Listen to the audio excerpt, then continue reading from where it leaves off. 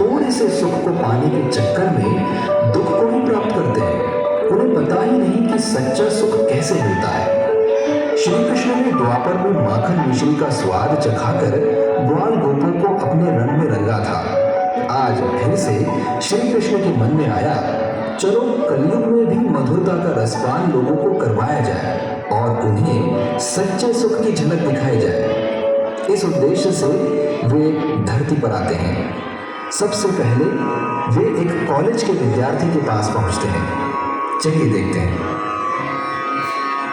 हे बालक, सुनो। हाँ कहिए, क्या काम है? सुनो, मेरी ओर देखोगे? देखो तो मैं कौन हूँ। बोलिए, क्या काम है? मैं थोड़ा अर्जेंट काम में बिजी हूँ। अरे, मैं जन्माष्टमी पर तुम्हारे लिए माखन मिश्री का प्रसाद लाया हूँ, लो। अरे वाह, आपका कॉस्ट्यूम तो बहुत बढ़िया है, बिल्कुल भगवान कृष्ण लगते हो। कितने का लिया ये ड्रेस? वाह रे वाह कलयुग। विद्यार्थी, ये तुम्हारे हाथ में क्या है? क्यों, आपको पता नहीं क्या इसे क्या कहते हैं? लगता है जैसे आज तक आपने इसे देखा ही नहीं। ये मोबाइल है, इसमें सब काम हो जाता है। खेल, मेल, व्हाट्सएप भी, चैटिंग भी, मीटिंग भी, इवन बिलिंग, पेमेंट, वो सब भी।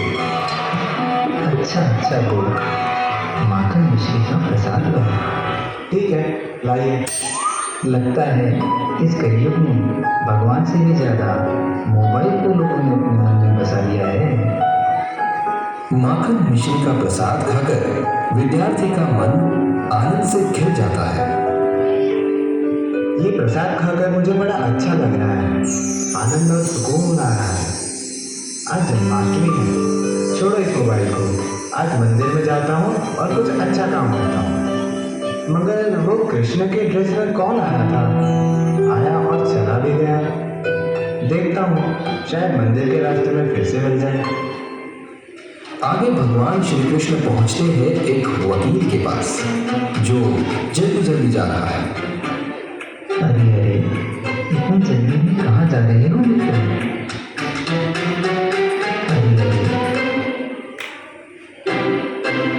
जय श्री कृष्ण। वाह, बड़े सुंदर दिख रहे हैं आप। कौन सी कंपनी में हैं? कंपनी मतलब किसी ड्रामा कंपनी में होंगे ना? कृष्ण का किरदार मिला होगा आपको। किरदार तो मिला है, और संसार में यहाँ सब अपना अपना किरदार ही तो निभा रहे हैं ना। और आज मैं तुम्हारा किरदार देखने यहाँ आया हूँ। क्यों, मुझे भी किसी ड्रामा में लेने वाले हैं क्या? अच्छा मजाक करते हो बंधु। चलो जाने दो। ये बताओ, तुम इतनी जल्दी जल्दी कहाँ जा रहे हो? हाँ, एक झूठे केस में एक सीधे साधे आदमी को फंसाया है। आज उसका जजमेंट आने वाला है और मुझे अच्छी खासी रकम मिलने वाली भाई। अच्छा, हाँ, ये सब इस काले कोट का कमाल है। कलयुग का काला कोट। ठीक है, वो सब जाने दो। लो, ये माखन मिश्री का प्रसाद दो। आज जन्माष्टमी है, लाइए। अच्छा, आपका कोई कोर्ट का काम हो तो कहना, मैं निपटा दूंगा। तारीख पे तारीख, फिर तारीख पे तारीख, और सामने वाला परेशान होकर न्याय की आस ही छोड़ दे। झूठ को सच और सच को झूठ बना देना, ये मेरे बाएं हाथ का खेल है। वाह रे वाह कलयुग, तेरी माया। वकील माखन मिश्री का प्रसाद खाता है और उसकी बुद्धि बदलने लगती है। वाह, प्रसाद तो बहुत बढ़िया है। भला मानस होगा कोई, भगवान का भगत होगा। कृष्ण के कपड़े पहनकर घूम रहा है और जन्माष्टमी को माखन मिश्री बांट रहा है। चलो चलो, जाने दो। मगर मैं इस झूठे केस में किसी के साथ अन्याय क्यों कर रहा हूँ? और कम से कम आज के दिन तो कोई बुरा काम नहीं करना चाहिए मुझे। और गलत काम का परिणाम भी मुझे बाद में बुरा ही मिलने वाला है।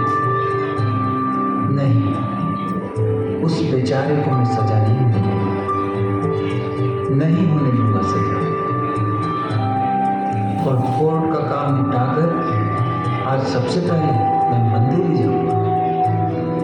वाह रे वाह गरीब तेरी माया, धरती का मनुष्य समझ नहीं पाया। संतों की शरण को भूल, झूठ कपट के धंधों में खुद को रमाया। अब भगवान चले अस्पताल की ओर। अस्पताल में लोगों की तकलीफें देखकर भगवान का हृदय द्रवित हो उठा कि कैसे मनुष्य ज्ञान के अभाव में व्यर्थ ही अपने कर्मों का फल भोग रहे हैं। भगवान वहां के एक डॉक्टर के पास जाते हैं। देखो, तुम गर्भवती हो और तुम्हें गर्भपात करवाना है तो 25,000 रुपये लगेंगे। लेकिन डॉक्टर, मेरे पास इतने पैसे नहीं हैं और मुझे एक और लड़की नहीं चाहिए। मान्यवर, इस युवती को क्या हुआ है? आप कौन हैं? मैं आपका हितैषी हूँ। ये युवती गर्भपात क्यों करवाना चाहती है? आजकल तो ये आम बात हो गई है। कोई गलत कामों के कारण गर्भपात करवाने आती है तो किसी को लड़की नहीं चाहिए, इसीलिए जन्म से पहले ही उसे मार देने के लिए गर्भपात करवाने आती है। लेकिन गर्भपात तो महापाप है ना। महाशय, आप चिकित्सक हैं, यह आपका धर्म नहीं है। और तुम भी तो एक स्त्री ही हो ना। अगर तुमको भी जन्म से पहले कोई मरवा देता तो तुम्हें ये सुंदर मनुष्य जन्म कैसे मिलता? बेटी तो साक्षात लक्ष्मी और दुर्गा का रूप होती है, फिर ये अपराध क्यों कर रही हो तुम? मेरे पति और सास ससुर को और एक बेटी नहीं चाहिए। तुम घबराओ नहीं। लो, ये माखन मिश्री का प्रसाद तुम भी खाना और अपने पति और सास ससुर को भी देना। भगवान उनको सद्बुद्धि देंगे और भूल कर भी आगे से गर्भपात के बारे में सोचना भी नहीं। जी। और आप भी लीजिए, आगे से इस महापाप में भागीदार मत होइए। जी। कृष्ण की वेशभूषा में आप कौन हैं और कहाँ से आए हैं? आपको देखकर बड़ी शांति मिल रही है। मैं सब में हूँ, सब जगह हूँ। अब भगवान श्री कृष्ण पहुंचे हैं एक ऐसे व्यक्ति के पास जो एकांत में ध्यान भजन कर रहा है और गुरु मंत्र के जप में तल्लीन है।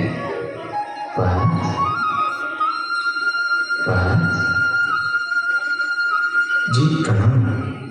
आप तो साक्षात भगवान का रूप लग रहे हैं। कौन है आप? मैं सबके चित्त को आकर्षित करने वाला हूँ। मेरी बात छोड़ो, अपनी बताओ। मुझे कोई ऐसा व्यक्ति नहीं मिला जो भगवान के नाम में तल्लीन हो। तुम ऐसे पहले व्यक्ति मिले हो।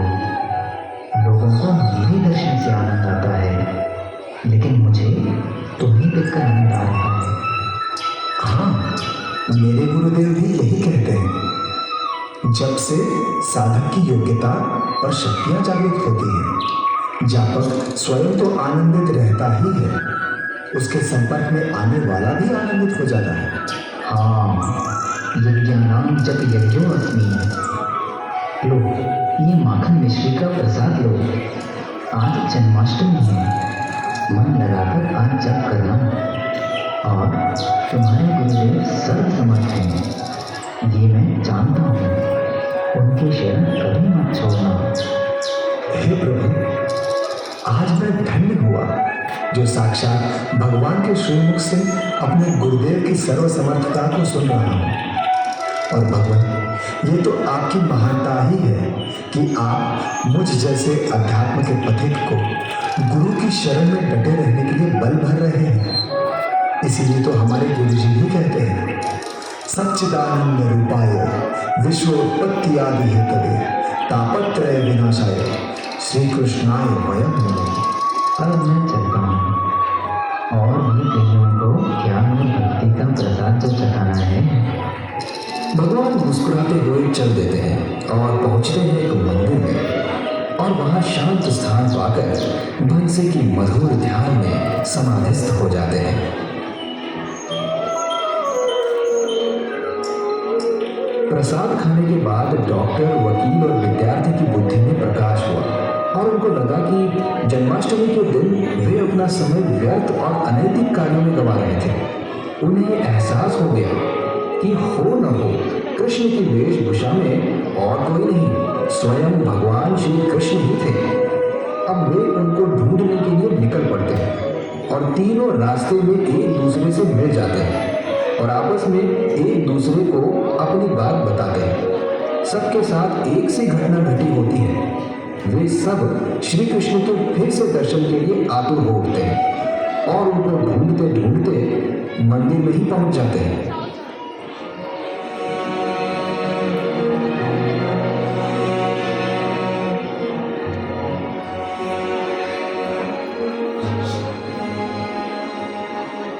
हमें क्षमा कीजिएगा भगवान, मुझे लगा आप किसी नाटक कंपनी से आए हैं।